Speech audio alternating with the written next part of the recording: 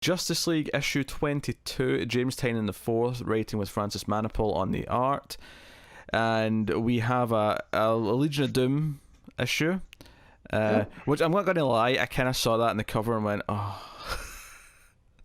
That said, I did not mind this issue because of continuity stuff. It got interesting. Because I was a little bit worried early on, because most of this issue is the backstory of Perpetua and the creation of, you know, the Monitor, the Anti-Monitor, and the World Forger, and kind of her talking to them and setting them up for their jobs, and then what led to her being trapped in the Source Wall. This is what this story is, the backstory to that. Yep. So there is a bit exposition heavy kind of scenes there, which sometimes grate on me.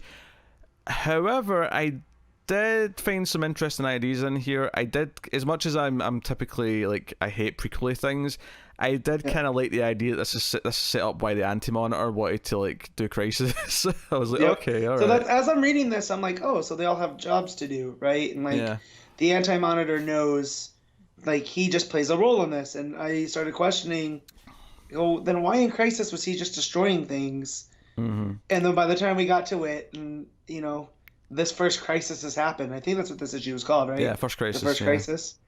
That, you know, the Monitor is responsible for basically him becoming irrelevant. Because so he's like, I'll show him. Yeah, what happens is that Perpetua is raising an army because she doesn't want the cosmic forces to kind of... Because she's supposed to make the multiverse and move on. She's supposed to move on or die, is how it's put. Yeah. And she's determined not to do that. She wants to stick around, and that's not the natural order of things. And because what she's going to do is going to kill everything, the Monitor and these two brothers try and call the cosmic which my one concern here is that this cosmic entity that shows up to like put Perpetua in her place, I'm like, is this going to be the villain like 2 arcs down the line where this is the bigger thing that we have to deal with? Like, I'm like, can we not do that, please? But basically, this created a Source Wall that sort of is the edge of the multiverse, and that actually negates the job that the Anti-Monitor is supposed to do. And he's like, I will never forgive you for this. I am now redundant. How dare you? I'm going to start destroying worlds and multiverses and shit. And I'm like, oh, okay, let's set up Crisis. Okay. I also like how the World Forger found Barbatos. And he's like, hey, look at what I found. He's my pet. And the Monitor's like, you probably shouldn't be messing with that. And he's like, that'll be fine.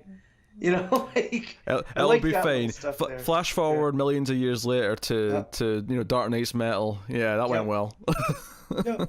So I thought that was pretty fun. But yeah, just the whole crises,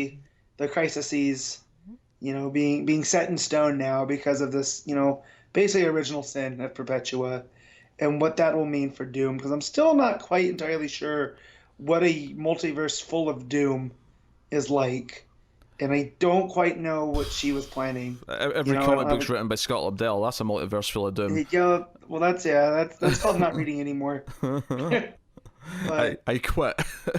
Yeah, but yeah, I don't know what Snyder's going for with her and this whole army of, you know, that have been hinted at with the Martian / human creatures and whatnot, and I don't know what her actual plan was with this army, like, and how it's. Well, I'm sure we'll see, because that'll be whatever she's trying to do again. Now she's out. So I did kind of like this issue overall. It may be one of the more interesting issues of the run, just because it does poke at all this DC history, and I kind of appreciated that. It was a bit exposition heavy.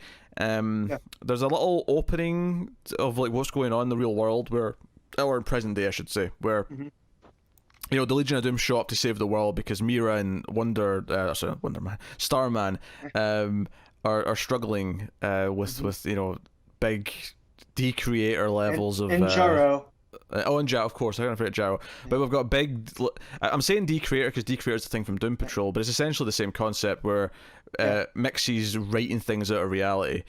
And the Legion of Doom show up with Batmite, which we guessed from last time. In fact, the comments pointed out that the box that it was in actually had the Batmite logo on it.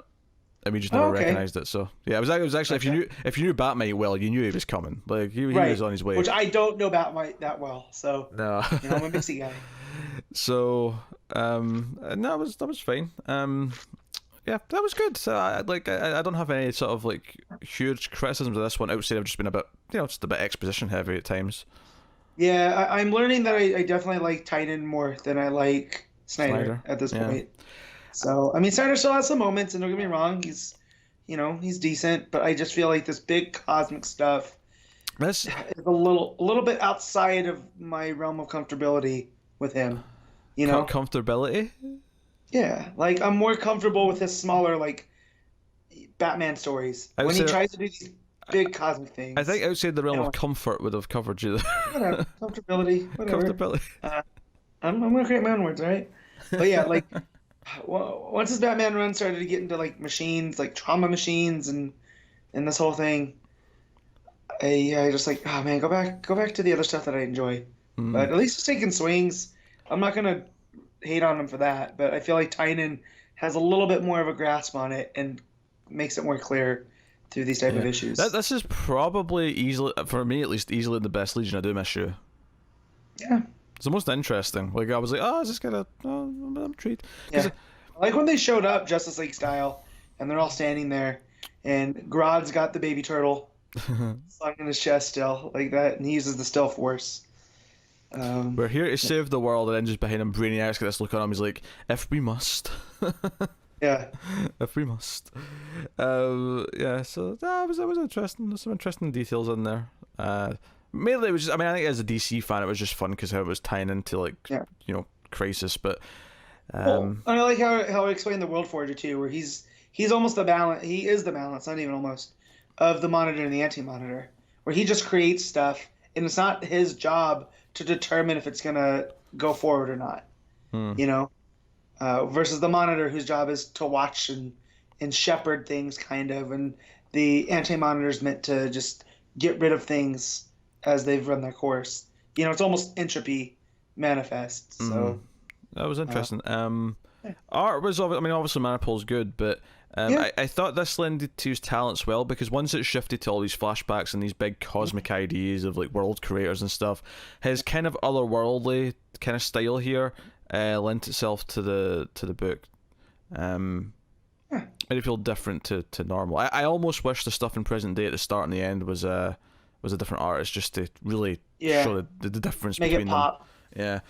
Yeah. Which is, I don't find myself saying that often about a comic book, but just in this case I thought, maybe because I almost think that if you show something like this with like Perpetua and like world builders and monitors and stuff, like I almost want it to be like more like get Fraser Irving to do this stuff so it feels like something, because I feel like the idea of like Perpetua and the Monitor, Anti-Monitor and World Forge, I feel like these concepts are so like big and cosmic that I want the art to kind of emulate that they feel like things that we can't comprehend as humans, because they're so out there. And I feel like some really abstract art would really go with that. And I think Irving would be a fantastic choice. But Manipul here was definitely different enough from normal comic book art that it felt like it was lending itself to it. So yeah, and I'll never be mad at Manipul art. I love it. So of course. What do you give it? Justice League 22? I'm gonna give it an 8. I'll give it an 8 too. I was debating the 7.5, the 8, but I was hesitant early on. I was like, what are we doing with this issue? But once it got into the meat of it, I was like, okay, I'm kind of digging this. It's been better than all the 6 Dimension stuff. Yeah, I kind of like the 6 Dimension stuff though. I wasn't here for the last one, but I like what it's setting up. There. It's the choice. I like conceptually some of the stuff it's doing, but I mean, we had a whole conversation last time about.